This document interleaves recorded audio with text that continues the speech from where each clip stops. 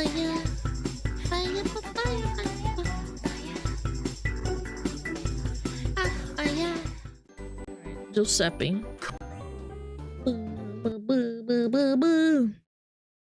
Alright, I'm ready. Conventions in a nutshell. I've only been to one convention in total. I think it was in like 2012 or 2015. I genuinely can't remember. My life is kind of a blur sometimes.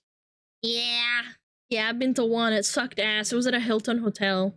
Pretty sure. Yeah. Conventions, an arranged meeting or gathering of individuals usually based around a common interest. There's plenty of them, from Comic-Con to Gamescom, E3 to BlizzCon. Conventions come in all different shapes and sizes. Even weirdly specific or strange cons, like the convention of Abraham Lincoln impersonators, or Lincoln for short. Vent Haven Ventriloquist Convention, or the World Clown Association Convention. No. Oh, come on. I'm the clown?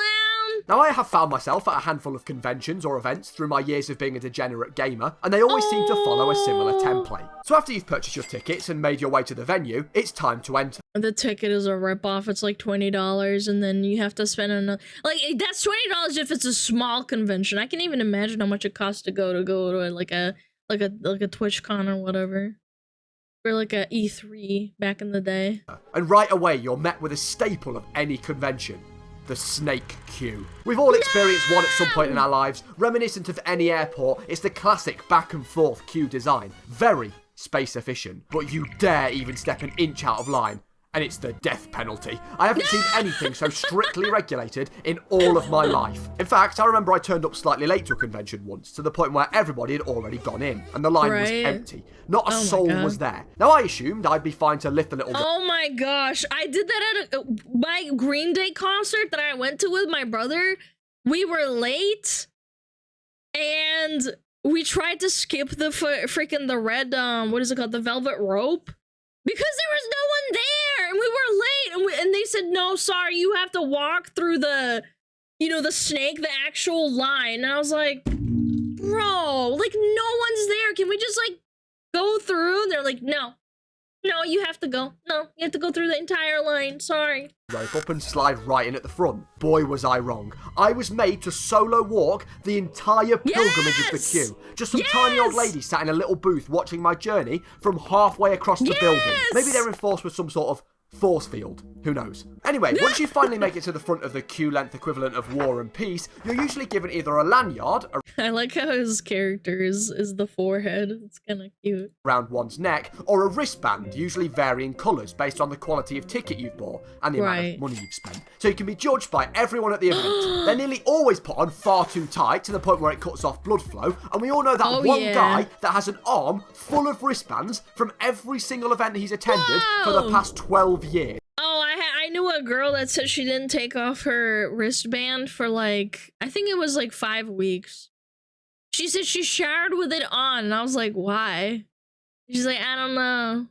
I just, it's so special to me, and I'm like, huh? That's gross, bro. With bacteria trapped underneath. Gross!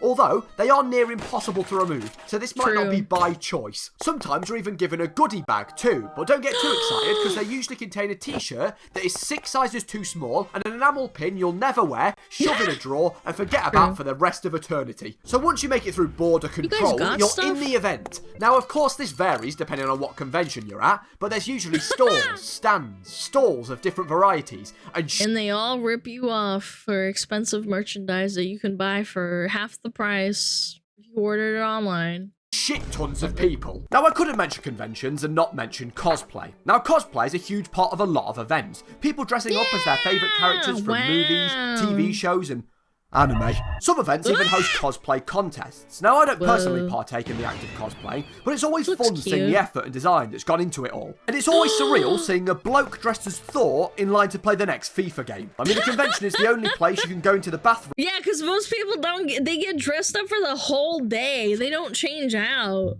It kind of sucks.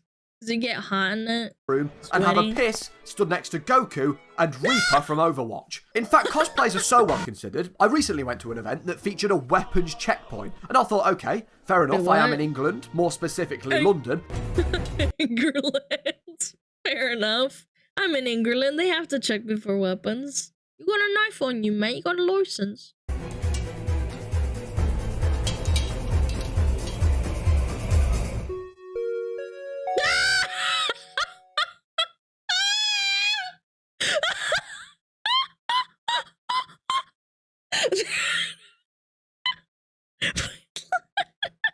But I didn't think a convention would be a key area for knife violence until I realised it was an inspection point for cosplay weapons. Yeah, so there was just this line. They check them if they're real or not. Yeah, this is a real thing. Full of people handing over a portal gun, blades of chaos, and a foam diamond sword for military inspection. Now, yet another common feature of a lot of conventions is the bring your own PC area. Pretty much just a gigantic hall of gaming PCs. A Linus wet dream. I ordered purple. Sure, it's cool seeing everyone's PC builds, but nothing screams gamer more than sitting at home on your PC for 10 hours a day compared to sitting on your PC for 10 hours a day at a convention. That sounds awful, not gonna lie. Imagine the smell. Personal favourite for people that haven't lugged their PC along with them, the LAN area. Whenever I see a sign for one of these things at a convention, my eyes light up. Pretty much, it's just an area of rows of PCs playing a game on a singular LAN-hosted server. And people can hop on and off the rigs to play with your fellow convention. I don't know, I always got grossed out because it's like, you're touching the same keyboard as the other guy. Like, I don't know. Even before the coof and everything, I just thought it was kind of weird.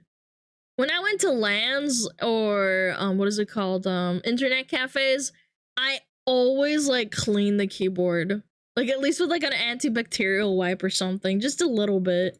Goers. Now normally this is quite a wholesome idea, everybody playing together in harmony. Then I arrive. Now everybody's favourite game, Minecraft, is quite a common title for these LAN areas. So you have around 15 to 20 children playing on a singular Minecraft server, and a free PC calling your name to join in on the building fun. So I crack my knuckles, sit down, and single-handedly ruin the entire server. Now you usually do- I was about to say, ruin the little kids' time. The little babies, Minecraft. No, you want my world.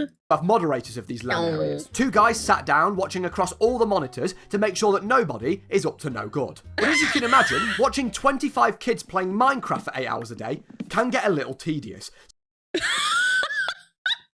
my god, this guy's a god at photoshopping, dude. Bro, imagine getting paid $100 an hour or something to freaking watch Minecraft for 8 hours a day. So they're nearly always playing solitaire in a separate tab.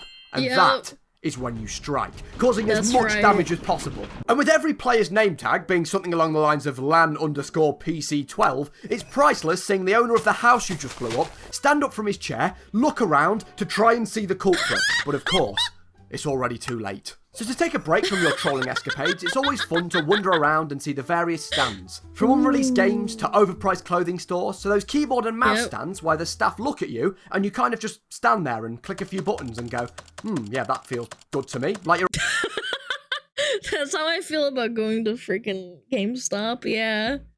I've always had that moment where the guy looks at me and he's like, what are you doing? And I'm like, that looks nice. Yeah, I like that. At some sort of 90s car dealership. As you awkwardly back off, buying nothing, knowing you've got a perfectly good keyboard and mouse at home. I remember once I was at a laptop stand with Rocket League installed. Now, I'd never played Rocket League with anything that wasn't a controller. So I thought, oh, whatever, I'll give it a go. While using the keyboard, I managed to score 3 own goals in 48 seconds, flipped my car, and accidentally alt-tabbed until the staff asked me to stop playing because I was deterring people from coming to the booth. Also...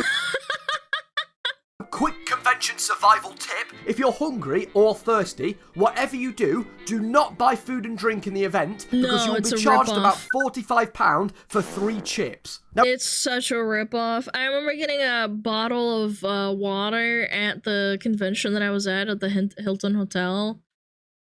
It was unironically like $5. I was like, holy frick, man.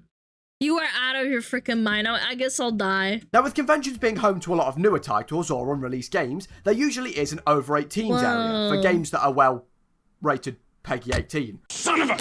Well, I remember the year that Black Ops 2 came out, I wanted to play that game so bad, I managed to scout out the over 18s area like some sort of military operation. Well, I swiftly realised that one of the security guards was an 80-year-old man with a bladder that, frankly, needed replacing. So as he headed off to the bog, I took... Oh my god, he tracked his bladder movement. ...my opportunity to strike, realising my child-sized body could slip through a small gap in the divider. And there I was. I made a beeline towards...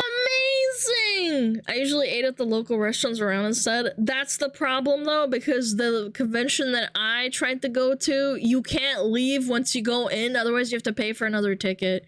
It was such a ripoff in hindsight. This was in like the early days of conventions. Like meetups and stuff. Towards the Black Ops 2 Absolutely booth. insane. I couldn't wait. Until I was swiftly stopped by one of the staff members because I was a 4'0" 12-year-old in an area full of fully grown men. And how can we not mention content creators? See, conventions and events often invite big content creators in the hopes that all of their fans will buy tickets and go and meet them. And when I was a child, this tactic worked flawlessly. Now, don't get me wrong, I have no complaints about meeting your favourite online personalities, even if sometimes they do just stand in front of a board, you say 3 words to them, take a picture, and then move on. Or a Twitch streamer that sits in a glass booth and you stand in the background to get your 3 seconds of airtime and farm emotes in chat. But it is very... Child alert! Wait, let me see, what does the chat say?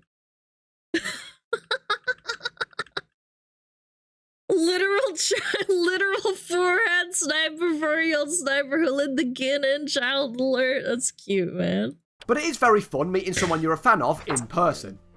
If it goes smoothly, that is. Well, when I was a young whippersnapper, I ran into an unspecified Minecraft content creator at the time. I nervously asked them for a photo, and they were very kind and agreed. So I proceeded to pull out my iPod Touch, dropping it, falling in what felt like slow motion, and it landed face down on the floor. A large crowd of people gathered around me, including the YouTuber, who had to watch me peel my iPod off the floor. It was like a Who Wants to Be a Millionaire type moment, where everybody was just waiting to see the verdict. Well, I flipped it over, and the screen was demolished. Regardless, I wiped away the tears, and I took the photo. And something I didn't realise till after the convention was every selfie I took that day with my online heroes had a massive fucking crack down the middle of the photograph. Oh my gosh, that would break my little heart. Oh, I feel so bad for him. And if you're a convention planner, Little please, kid. whatever you do not let YouTubers do a live Q&A on stage with their young fan base. Oh my...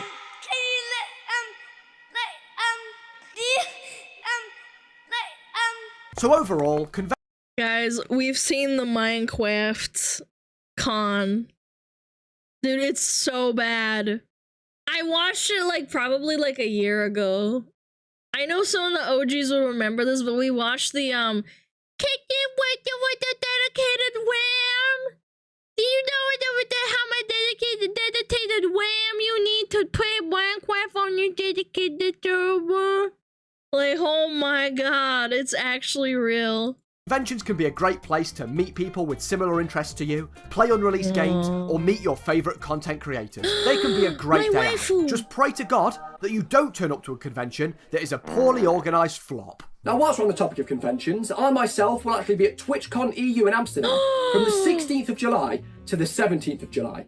So if you see me there and you want to come and say hello, I'll be charging £50 per interaction. Holy and with crap! All of that said, This guy's a king. 50 quid? That's so much! I wonder how much money he got from that. That was a good video. I like that guy. Mr. Joe, connoisseur. That's right, corporate business in the chat. Very nice, clapters. Funny guy, funny guy. All right,